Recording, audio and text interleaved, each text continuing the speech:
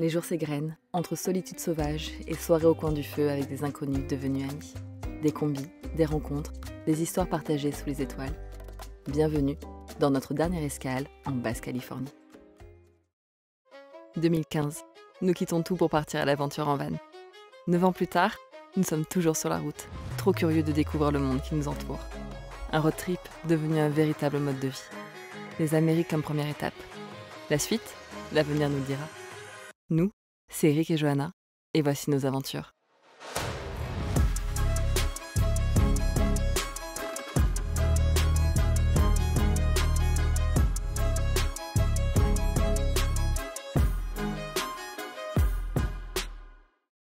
On va aller camper ce soir avec des amis et des amis d'amis sur une plage là, juste au nord de la passe. Donc ça devrait être sympa, il devrait y avoir quelques T3 et on a hâte de rejoindre tout le monde. Passer des jours entiers à goûter au bonheur de la solitude, puis se retrouver entouré de gens incroyables, c'est aussi ça, Barra. Impossible de parcourir la péninsule sans rencontrer d'autres voyageurs. Les rencontres, quelles qu'elles soient, marquent à jamais un voyage et font totalement partie de l'aventure. Et la Basse-Californie a le don de mêler les âmes. Notre premier séjour à Barra avait mis sur notre route parmi les plus belles personnes que nous ayons rencontrées. Ce deuxième passage aura lui aussi été intense. Des retrouvailles et de nouvelles rencontres, les derniers jours dans ce petit coin de paradis promettent d'être riches en jolis moments. Voyageurs plus ou moins au long cours, aficionados de combi, de mécanique ou d'aventures en tout genre, les affinités sur cette plage sont nombreuses et les sujets de conversation ne manquent pas. 2 Américains, 2 Canadiens, 3 Allemands, 1 Mexicaine et 3 Français. Avec ce millimélo de voyageurs, la nuit va être longue.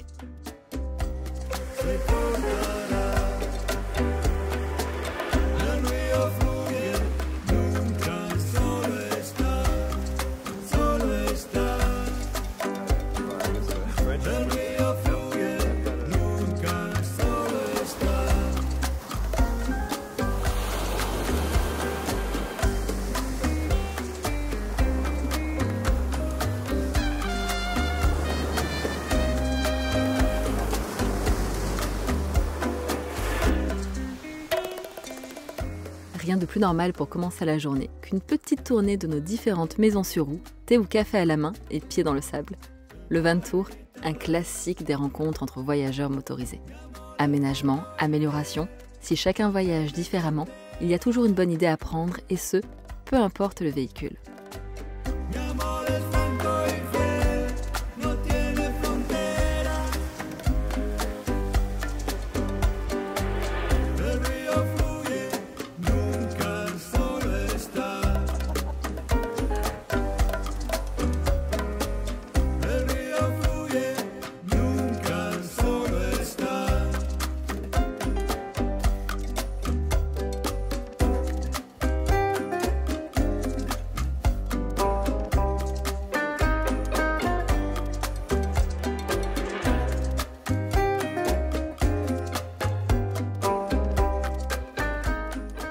Alors, il est temps de présenter l'équipe.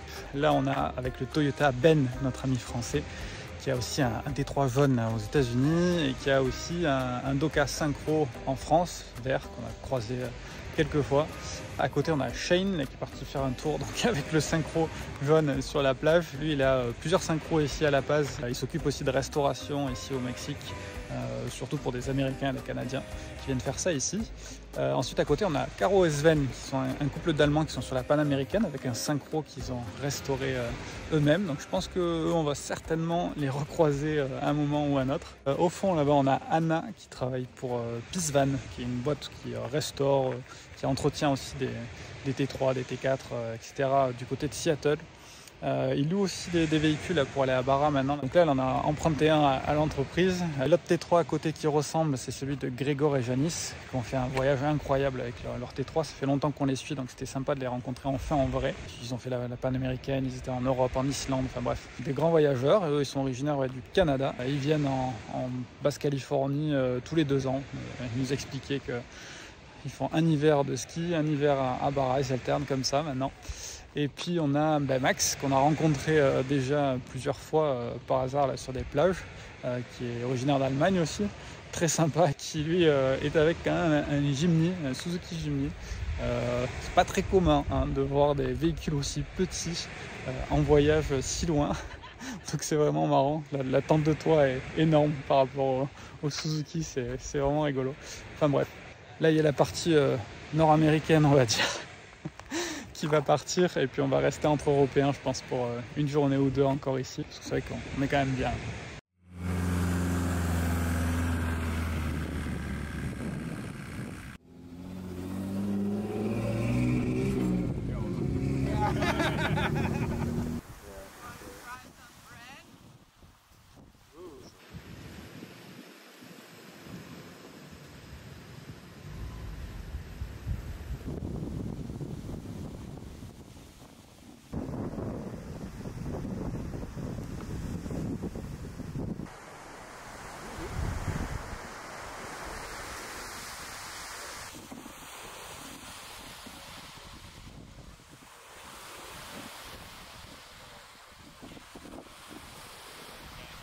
Bon, on va aller à l'eau, on va essayer d'attraper le dîner pour ce soir.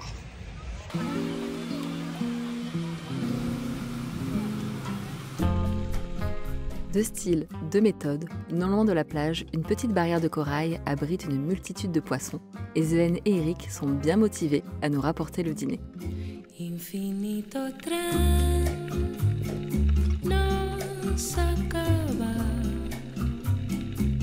Los paisajes cambian sin cesar.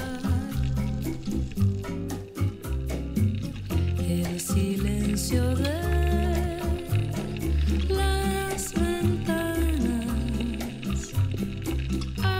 acarician mi hondo pesar. No puedo pensar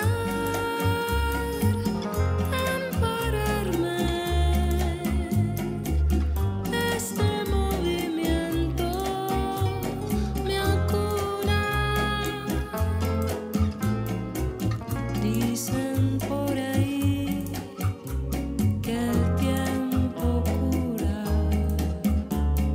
Yo solo me Yes. fío de mi andar. Did you catch something? Of course I did. Oh. Maybe you clean it up a little bit. Infinito tren, cuánto tiempo, pasajeros pasan y se van. Avec un poisson par personne, le repas de ce soir sera un véritable festin. El destino está lleno de andenes, en alguno tendré que bajar. Y aunque volveré a embarcarme,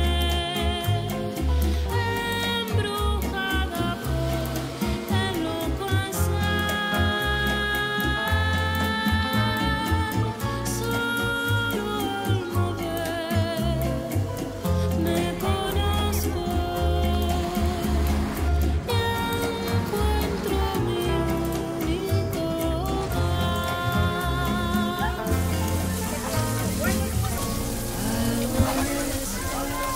On a passé la journée dans l'eau, les garçons ont pêché, ils ont attrapé pas mal de poissons, donc là ils sont en train de préparer le dîner. Enfin ils font les filets. Moi je prépare un peu de riz et quelques légumes aussi.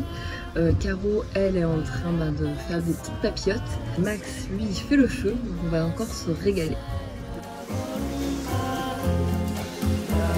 El tiempo es la única verdad que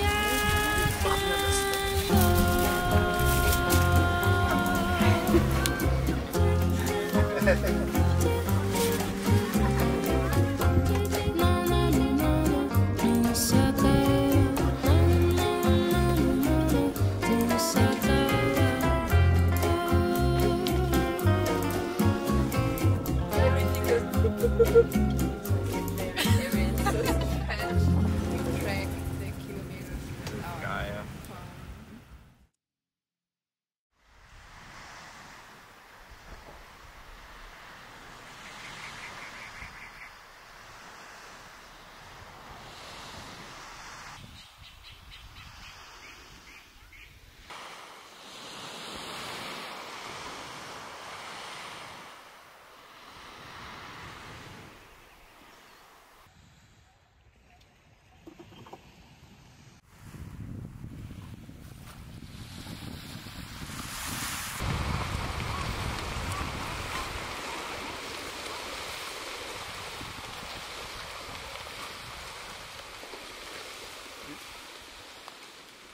alors qu'il est l'heure d'un petit déjeuner copieux pour certains.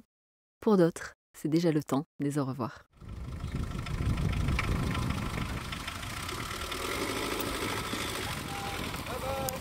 Bye!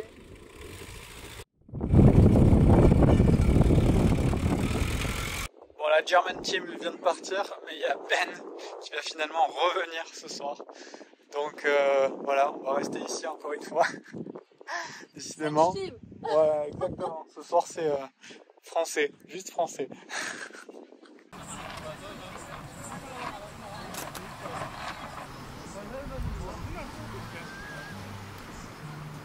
Bon, décidément, cette plage, c'est la plage des rencontres et des retrouvailles. Parce qu'il y a Ben qui est revenu, il y a Shane qui est revenu aussi, et puis il y a Matt qu'on avait croisé donc, sur la toute première plage à Barra, qu'on a recroisé encore après, qui est là aussi. Donc voilà, ça devait être une soirée entre Français, entre guillemets. Et finalement, on retrouve un peu tout le monde. Donc c'est sympa. Et puis aujourd'hui, c'est un jour férié aussi. Donc il y a plein de Mexicains là sur la plage, il y a une bonne ambiance, il y a de la musique. Voilà, on rencontre pas mal de monde. C'est vraiment sympa. Et puis là, il y a le soleil qui est en train de se coucher. Donc on va préparer le feu et faire manger.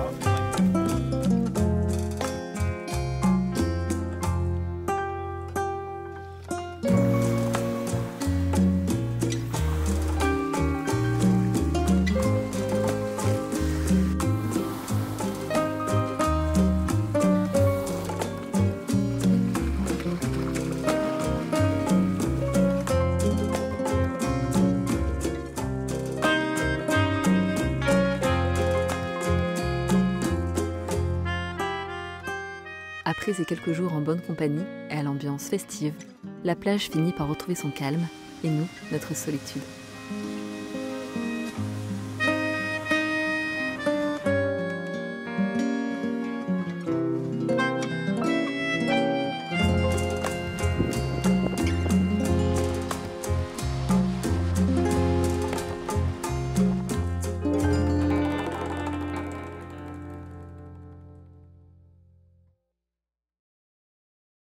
Rien de mieux pour commencer la journée qu'une vidange. Il est temps de s'occuper un peu de Popo, histoire d'être tranquille pour les prochains kilomètres. Donc là, on cherche un endroit où se poser au calme, à l'abri du vent, histoire de faire ça tranquillement. Avec le temps, nous avons appris à faire la manœuvre rapidement et proprement. Notre bidon de récupération est un peu grand, alors on s'adapte.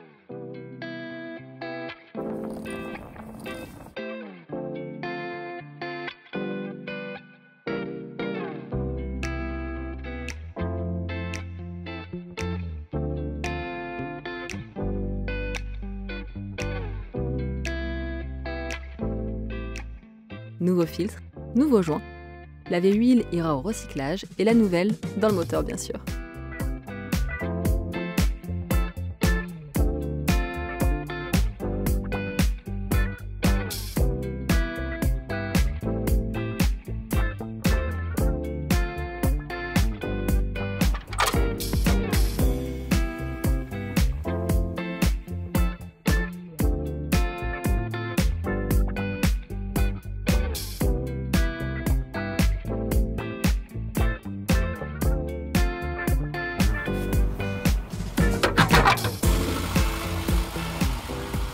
Opération terminée, pas une goutte à côté, mission réussie. On peut donc continuer notre journée marathon. Avec le départ pour le mainland Mexico qui approche, nous avons toute une liste de choses à faire.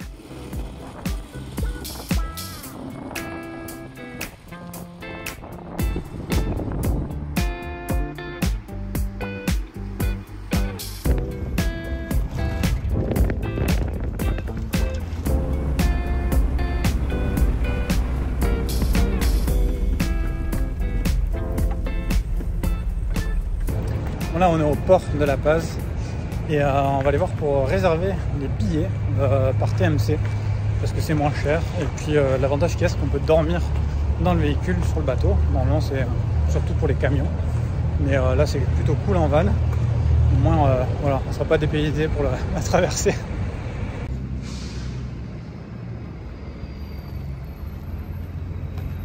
Bon, voilà, c'était simple et rapide. On a réservé pour lundi prochain. On n'a pas payé ni rien, on a juste pris le nom. Et la prochaine fois, il faudra passer la douane là, qui est juste derrière. Bon, oui, il y a une douane quand même, même si on reste sur le Mexique. Et puis il y a la pesée. Et une fois qu'on a tout ça, on pourra aller prendre les tickets et aller prendre le bateau. Donc il faudra venir 3 heures avant quand même. Donc voilà, ça c'est fait. On va continuer la journée chargée. Voilà, dans la direction de La Paz. On avait commandé une paire de pneus. Là on a rendez-vous pour aller les faire changer.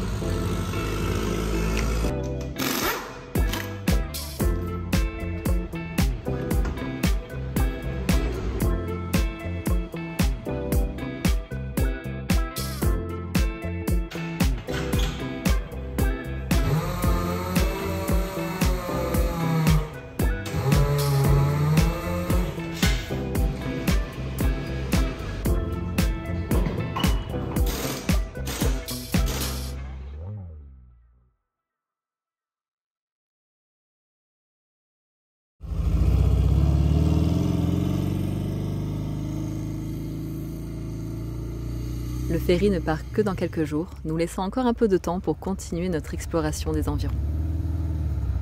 Notre nouvelle mission aujourd'hui, tenter d'observer un phénomène un peu particulier.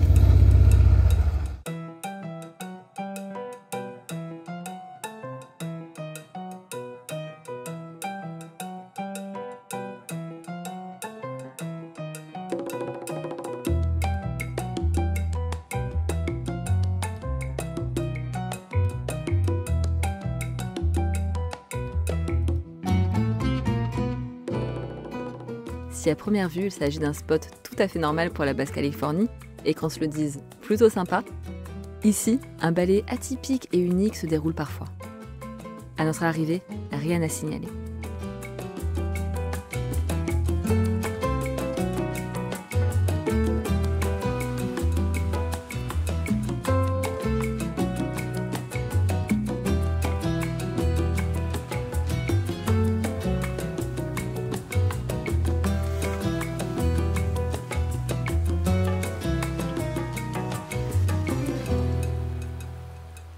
La journée s'écoule, mais dans la nuit, c'est un étrange son qui nous réveille. Comme si la mer se levait fortement, tant le bruit de ce qui semble être le ressac est intense. Ce son, c'est le saut des Rémobulas. Une fois par an, une grande migration de cette espèce s'observe uniquement en Basse-Californie. Ici, et c'est pile le bon moment.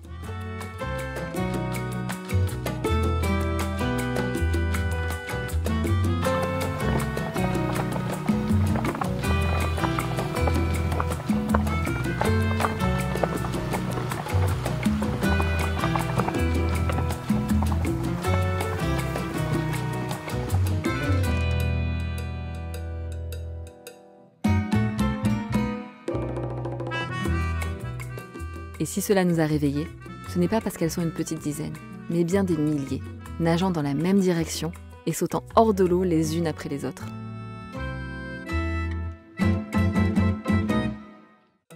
Plusieurs théories expliqueraient qu'elles performent ces incroyables acrobaties.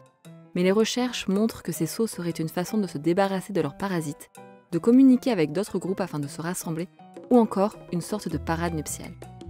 Quoi qu'il en soit, le spectacle est impressionnant. D'autant que même les dauphins, eux aussi venus en nombre, se mêlent à la danse.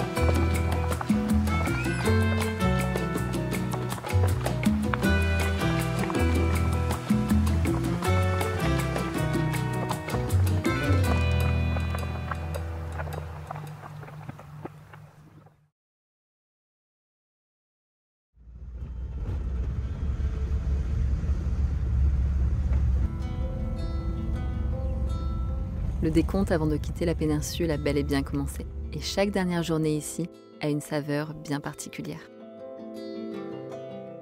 Aujourd'hui, nous partons retrouver Matt, qui aura été une de ces rencontres que l'on ne pourra oublier. Demain, il remonte au nord pour les États-Unis, alors on profite d'une dernière soirée ensemble, un au revoir avec la promesse de se revoir.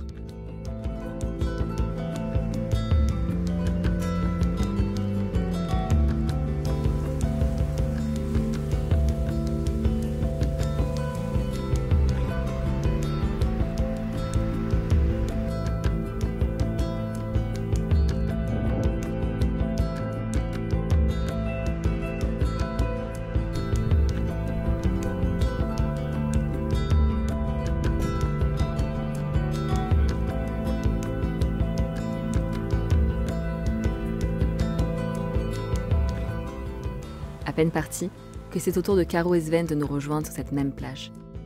Une plage bien spéciale elle aussi, puisque l'on pourrait y apercevoir un étrange animal qui nous fascine depuis des années.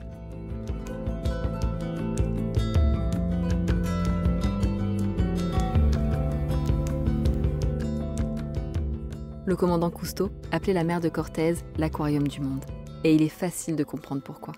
Sans même plonger en bouteille, les eaux de Basse-Californie ne cessent d'offrir des spectacles plus beaux et plus intenses les uns que les autres.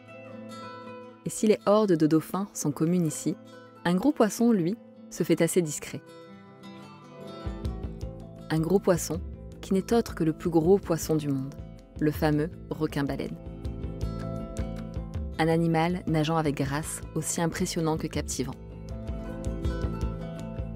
Pouvant atteindre 14 mètres de long, ce géant des mers se nourrit essentiellement de plancton et n'est absolument pas agressif. Celui-ci était d'ailleurs plutôt curieux, puisque même tout en voulant garder nos distances, il s'est approché de notre embarcation, qui à ses côtés paraît bien petite.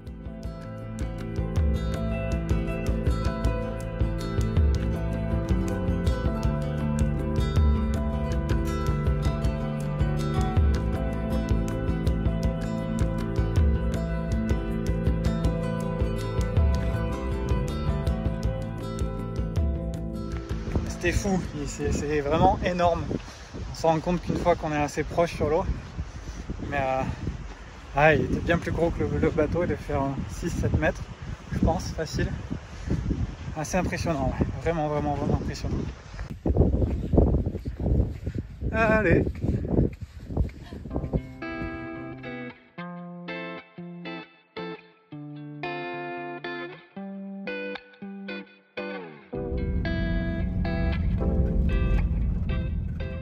Le départ en ferry pour le continent est pour demain. Une dernière journée de préparation à la base s'impose. Propane pour la cuisine, eau, lessive, course, la totale.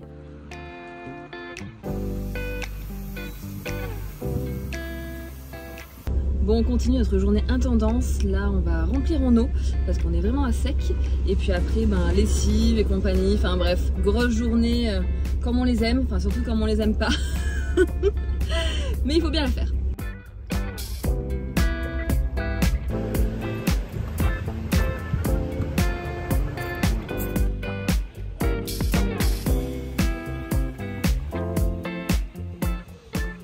C'est la première fois qu'on a un truc avec le système intégré, petit millimètre pour savoir combien on a d'eau.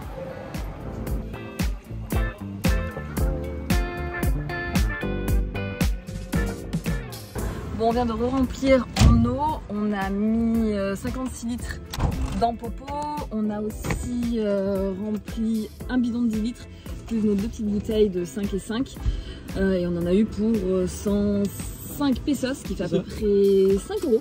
Donc on est bon en eau, on continue? On continue. Prochaine étape, je sais plus, faut qu'on regarde la lessive je crois. Oui, lessive. Lessive. Et pendant que la lessive tourne, Popo a lui aussi droit à son nettoyage. On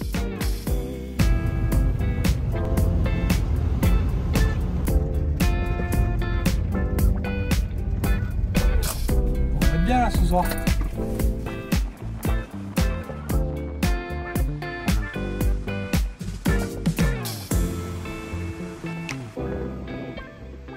Une dernière nuit au bord de mer, car qui sait ce qui nous attend par la suite.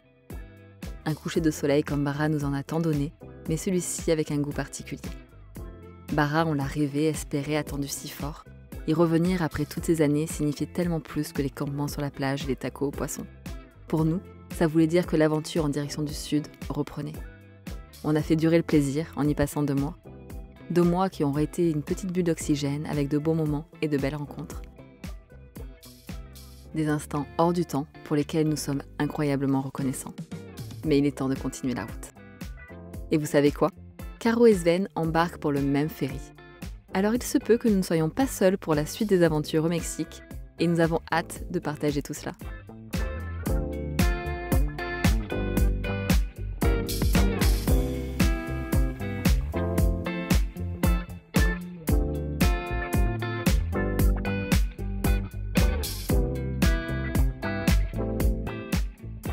Bye bye Bara, c'est sûr, un jour on se reverra.